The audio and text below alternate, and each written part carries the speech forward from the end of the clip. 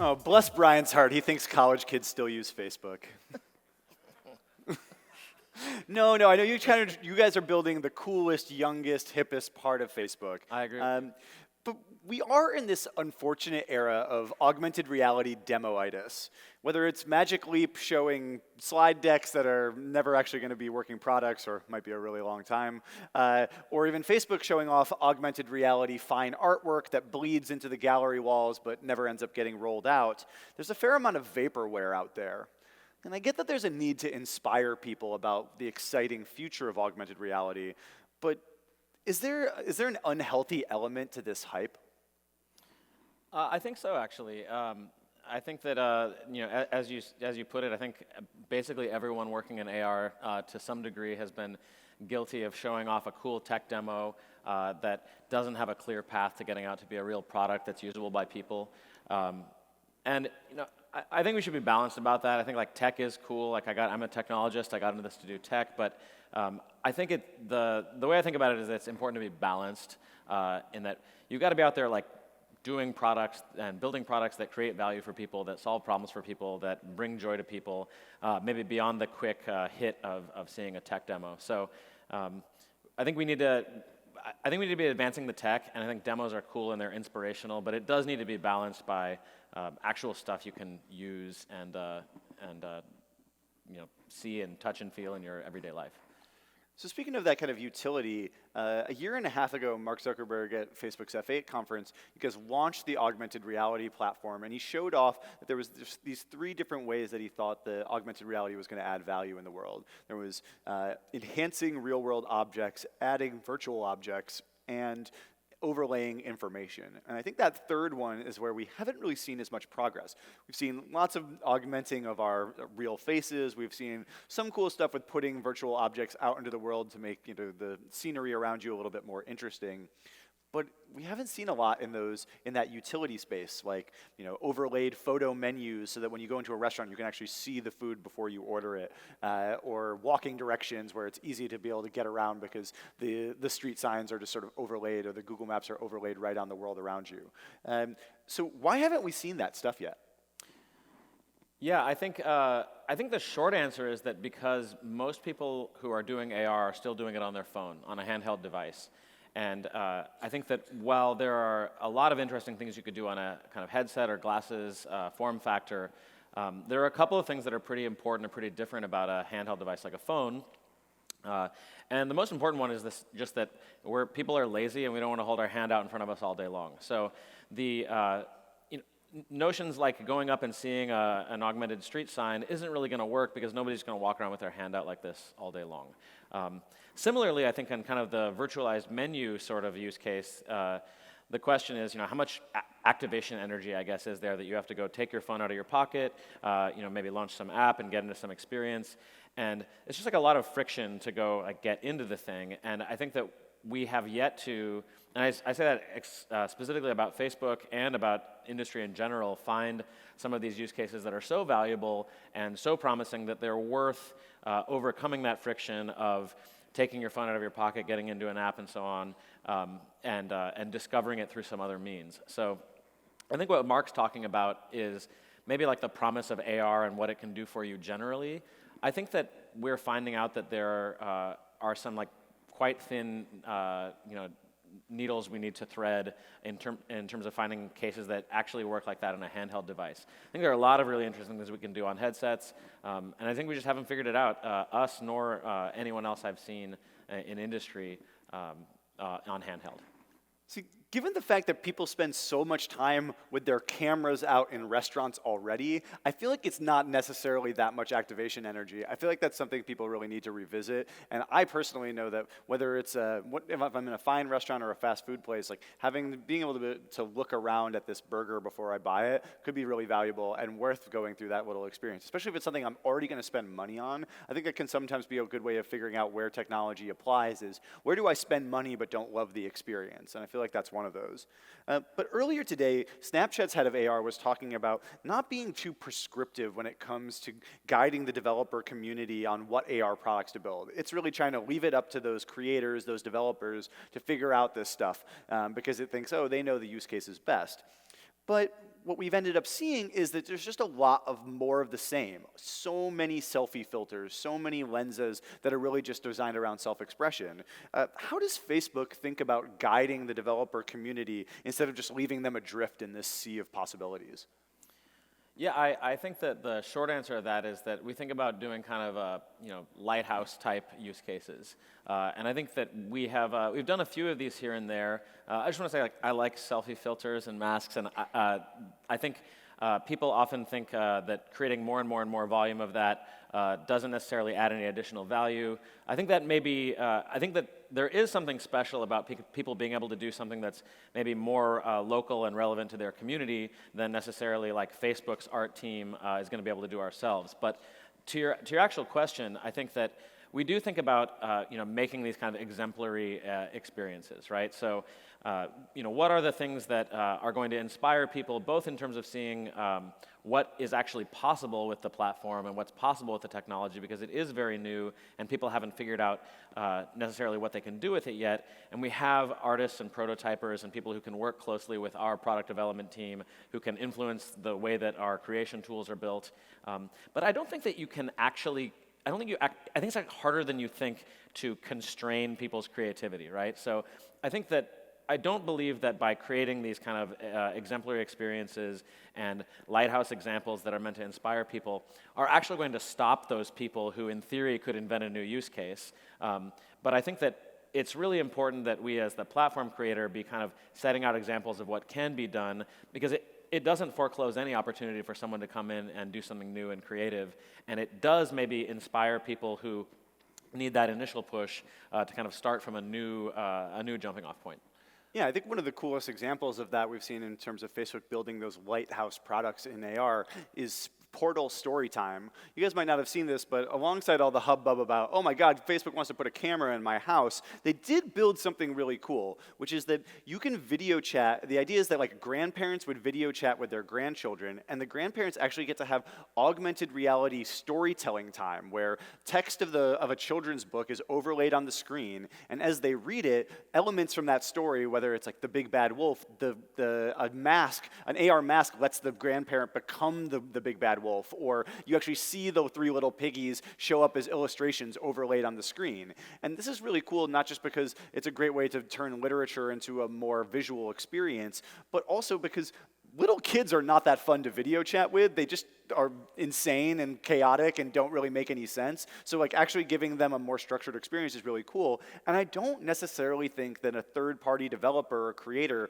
would have suddenly come up with this based on what had been in Facebook's augmented reality platform before. So what was the experience of Portal's team building Storytime, and how do you see that as emblematic of what Facebook can do with exemplary experiences for AR? Yeah, I mean, I guess one thing I'd point out was, thanks for the plug first, but I'm like the only person who doesn't absolutely hate Portal. One thing I want to point out is that I think if you come at this from like a tech demo, technology first standpoint, it doesn't look like something new at all. It's literally exact same tech we have around our existing face tracker. Storytime's story content was built in AR Studio, same as what we use on the Facebook family of apps AR experiences. So I think that that's really interesting in terms of doing more work on innovating on use cases and kind of how you put that technology to work and how you put it in practice. As for the Portal team's particular experience in building that thing, this was a great joy for me working on the camera team, where they just like showed up with it one day and said, hey, we built this thing in some like terrifying way where they had stretched AR Studio to its absolute limits in terms of, and said, hey, can you do a couple of features for us, because we're like barely getting this thing to plug along. They had this idea, they had the vision to do that, and they went and were able to create it, which I think makes me really happy as kind of, that's your dream as a platform owner. And I think I agree with the fellow you mentioned earlier from Snap, and that your dream in making a platform is that somebody's going to do something that you never thought of yourself. So I think it is possible, and I think that like the kudos go to the Portal team there for kind of having that idea, having that vision, and finding a way to make it reality. And I think over in our collaboration with them, we're just trying to like help them get that there. Yeah, it must be pretty great for you. You just sat back, somebody else built an experience, and you're going to get the credit for it. Here I am taking the credit. So Thinking a little bit more about what other use cases, where do you see opportunities in like commerce and gaming for augmented reality for Facebook? Is that something that it's really focused on, or is it more about like self-expression and utility? Yeah, I think you had mentioned talking about being in a restaurant, you already have your camera out. We think a lot about kind of where are people already, like where are people already using Facebook products, and where can we add some value there? And so I think that people obviously use Facebook to share and self-express, but they do also use Facebook and Instagram and Messenger to shop, and they do use it to learn, and they do use it to play around and play games and waste time and have fun with friends and all that stuff. So I think those are big areas that we're thinking about and that we're moving forward on right now, is getting beyond kind of the sharing self-expression use cases into commerce, gaming, and education. In commerce in particular, we're running some interesting tests where you can like try on sunglasses before you buy them. You can try on makeup before you buy it. I think obvious try-on kind of things. It wouldn't be an AR commerce pitch if you couldn't put some furniture in your apartment. Everyone loves that one. I think cases like that are interesting, and they do solve problems for people, and that maybe they save you a trip to the store. I think there's a social layer to this as well, being able to share kind of different makeup looks with friends, like, what do you think of this one, this one, this one? And we see people doing that stuff right now with some of the early tests we're doing around AR as an ad format. In gaming, I think we're much earlier on. Again, I talk a lot about your arm being lazy and getting tired. I think we're trying to find certain game treatments that I think would do well in those short bursts where you are likely to, be able to have a good experience on the camera and not do this for 10 minutes. I don't think anybody's going to have fun doing that. Yeah, but we're trying to solve those problems right now. Yeah, watching that Apple keynote a few months ago where it's like they've got all these people on stage playing this tabletop AR game, and they're just holding like iPad Pros like this for 10 minutes, and I just imagine the workout regimen they had to do leading up to that conference, being like, you can't appear to be shaking because you're so stressed and your arms are out of muscle. Like, you please make sure you hit the gym before you go there. And I feel like sometimes those experiences aren't built with that real life use case or the real behavior patterns in mind. How do you guys make sure that the stuff you're building for Facebook AR is something that people will actually use? Well, I think part of it is the philosophy. I think in developing the product that I'll admit, I think we came at this from like a tech demo-y standpoint a couple years ago. I think we've been trying to like up our chops in thinking about this end to end and really thinking about, hey, is this something someone will come back to, or is it kind of a splashy thing? And then we do a ton of testing, right? We do internal testing, we do user research, we launch experiments and things like that. And at the end of the day, like the test for us is if people are like coming back and using it, then we assume it's good. And I think that many of these demos fail that test pretty quickly, where you use it one time and you don't want to come back and do it again. Right, and if you have to download a whole separate app for those, that doesn't seem like the best experience. And that's why, because so much of this AR is really snackable, the idea of it being built into a central platform you might use for other things makes sense to me. So switching gears a little bit to talk more about the developer side, there's this really interesting problem, which is that there is no GPS for AR. Like, with GPS, we can know exactly where something is, but when you're trying to understand in three-dimensional space what something looks like, there's just not a world map that's been coded into AR. And now we're seeing some startups like Phantasmo trying to build this. How do you think this is going to end up happening? Like, are we going to end up with a bunch of different competing standards, or what's the future for the AR map of the universe? I'll have to get into a little bit of a prediction or fortune telling here. I think that I think it would be good if we could arrive at some kind of open standard in the long run here, such that we don't have a number of kind of siloed different views on the world, and there are ways to kind of pivot from place to place. And experience to experience. I just don't think it's that interesting to have kind of like the IKEA map of the world and then the Facebook map of the world and so on. I think that it probably creates more problems for people than it solves. But again, I know I'm kind of like really hammering on this point around use case development.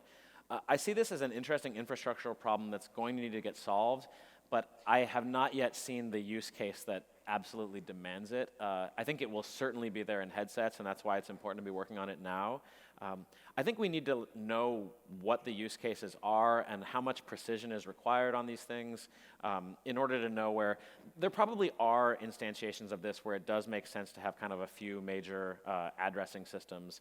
I think a lot of us dream that we do have something that's kind of as global and universal as GPS or a URL or some kind of commonly interchangeable address. But again, I'm kind of trying to be the use case, what does it do for people guy here, and it's, hey, like, what are we going to do with it? I think it's very impressive from a tech standpoint to be able to go and do relocalization that's durable across daytime, nighttime, different weather, indoor, outdoor. How do you even build that map when you can't just go street view the world? If you want to put things in your bedroom, I'm not going to let the street view car in there. Like those are real difficult both use case and technology development problems. And I think it does need some work in the lab there, but I think it's not really going to go anywhere until somebody builds the use case that makes people want to go around and do the relocalization and build the map in the process. Yeah, I think just seeing all the anger and sort of criticism regarding the camera in Facebook portal, it makes me wonder, like, how are we going to deal with the privacy implications of this augmented reality world map? Like, if I want AR experiences to be able to really understand the spaces inside my home, does that mean I'm going to have to digitize my home and give it up to a third party like Facebook to own, or am I going to be able to actually retain control of these private spaces? And I think businesses want to know that too. I agree. I think that there are some really difficult problems to solve, not just technically, but in terms of policy and interface design. I think our principle here generally is that people should be informed and in control. And that is easy to say, but I think hard to actually do in practice a lot of the time to understand kind of, hey, what is being shared? What does like creating this map and uploading it somewhere actually do for me, or what does it mean? Who can see it? Those are really, really challenging design problems that I think are really, really critical to get right if we want to see this thing get to the scale and the scope of impact it has on people's lives that we all hope it does. So you mentioned that some of these use cases will only emerge once there's a great augmented reality headwear. Facebook has this hardware lab now. Facebook's releasing and selling its own hardware products now. You working on a headset? Yeah. You're working on an augmented reality headset? Well, of course we're working on it. I mean, I think we've talked about this publicly at Oculus Connect. We're doing a lot of research in this stuff. I think it's the glasses that we dream of are quite a ways away.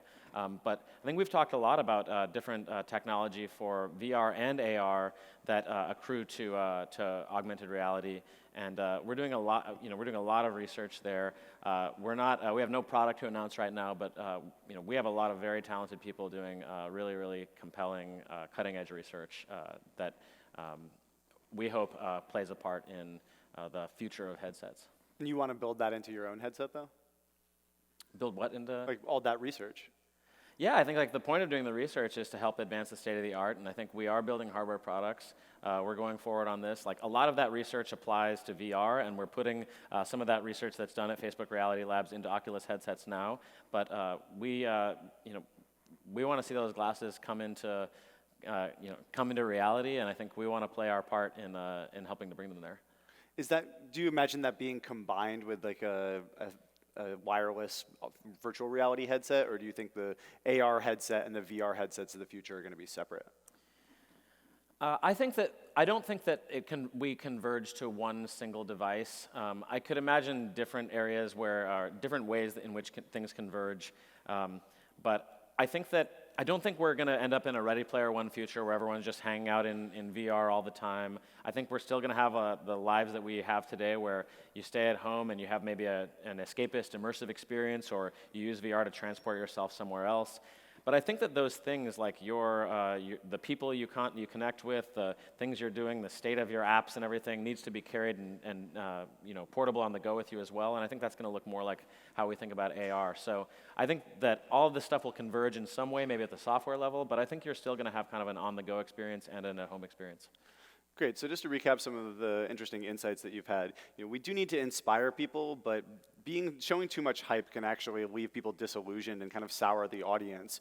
And while there's been a lot of talk about utility, the use cases just aren't there yet necessarily because people really already spend time wanting to self-express, and there's a lot of problems with overlaying utility in the world where you have to spend all your time holding a heavy device up in the air until you have a real headset. And Facebook is trying to provide guidance for where the developer community can go by providing these lighthouse experiences, these exemplary experiences, to try to broaden the landscape of what people could start building. And in the long term, there may be this unified map, if we're lucky, for augmented reality where everyone can contribute it to, but it will also have a lot of privacy implications for who controls and who owns this in-home or this private space data. But what will be interesting is that no matter what, Facebook is building towards a reality where its headsets are the ones you're looking through. So look forward to seeing that on your own face one day. Thank you so much, Vicus, and thank you everyone for watching. Thanks.